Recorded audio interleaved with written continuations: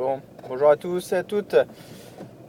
Comme j'ai pris la voiture aujourd'hui et pas mon scooter, je ne sais pas pourquoi d'ailleurs, une envie d'être au chaud certainement après toutes ces journées de galère et de froid, j'en profite puisque j'avais l'intention de faire un petit billet sur True Paris, donc la non-conférence que Laurent Brois et Jean-Christophe Hanin ont organisée le 9 février dernier. Voilà, j'ai eu la chance de participer à quelques sessions et donc je voulais faire un petit retour. Donc au lieu de faire un billet de blog, j'ai dit je vais me faire une petite vidéo tranquillou dans la voiture. Voilà, je me lance. Troubariste, non-conférence, super sympa, super bonne ambiance.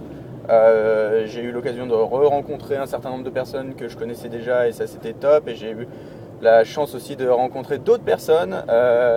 Donc j'ai pu lier de nouvelles relations et ça c'est excellent. À côté de ça, les sujets étaient vraiment top, tous autour du recrutement. J'ai participé, j'ai écouté religieusement des personnes discuter de tout l'aspect Google et CV Tech dans Google, bluffant. Et ensuite, j'ai animé avec les deux Alexandre le thème du recrutement via les communautés, donc management de communauté, est-ce que c'est un outil de recrutement ou pas? Débat super intéressant, pourquoi? Parce que je pense qu'on est vraiment en train de créer tout un tas de choses. On est en train de se rendre compte qu'il faut avoir une politique bien verrouillée, bien soudée pour pouvoir se lancer sur les médias sociaux et notamment sur le recrutement, qu'on ne pouvait pas faire ça à la petite semaine. Il y en a plein qui le savent depuis très longtemps. Je prends l'exemple de Jacques. Bien sûr, c'est lui qui a mis en place pas mal de choses et qui ouvre la voie sur beaucoup de choses, mais maintenant les entreprises y vont et je vois que de bonnes choses et de bonnes pratiques sont vraiment en train d'émerger depuis quelques temps. Et donc, communauté et recrutement, pour moi, qu'est-ce que c'est? En fait, c'est un amalgame de plusieurs choses, ou en tout cas une politique globale qu'on doit avoir à la fois de la marque employeur, du marketing RH, du sourcing, de l'intégration, etc., etc. Donc voilà, donc le principe pour moi est de réussir à faire en sorte que la communauté puisse discuter, que les personnes de l'entreprise puissent discuter avec les talents de demain, tout ça en amont du recrutement et ainsi créer des liens. Et lorsqu'on a besoin d'un recrutement, de recruter quelqu'un, qu'on puisse piocher dans toutes les discussions et dans toutes les relations qu'on a pu avoir via les réseaux sociaux pour avancer plus vite et avoir du sourcing peut-être plus pertinent. Ça va peut-être permettre d'accroître un peu la qualité du recrutement dans certains cas. Donc vraiment intéressant. Je pense que le débat est ouvert également pour dire comment devons-nous faire. Est-ce qu'on doit être sur Facebook, puisqu'on a beaucoup parlé de Facebook? Est-ce qu'on doit être sur Twitter? Est-ce qu'on doit être sur du LinkedIn? Est-ce qu'on doit être sur du Viadeo?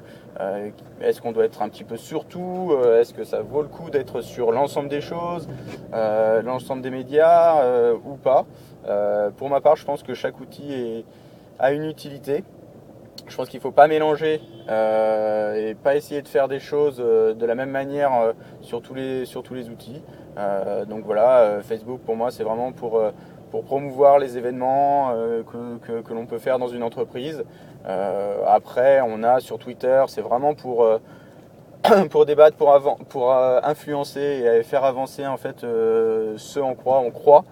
Donc ça c'est hyper important. Le meilleur exemple c'est l'égalité homme-femme ou femme-homme en ce moment.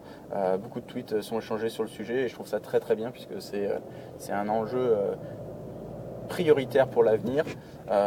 Donc voilà, et après linking et vidéo, c'est bien sûr pouvoir avoir du sourcing professionnel un petit peu facilité, mais je ne pense que ça ne va pas suffire. Donc beaucoup de choses à faire. Il faut avant tout avoir une politique RH bien verrouillée.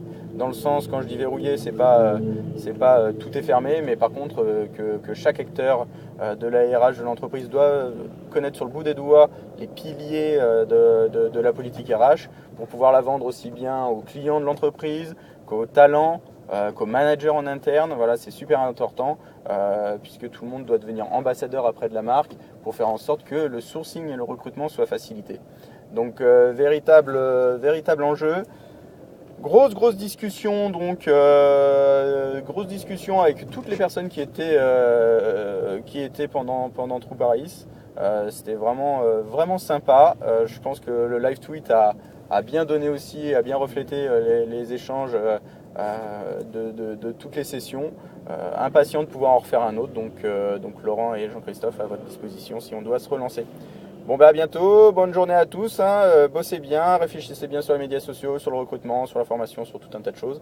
Et puis je vous dis à bientôt. Ciao!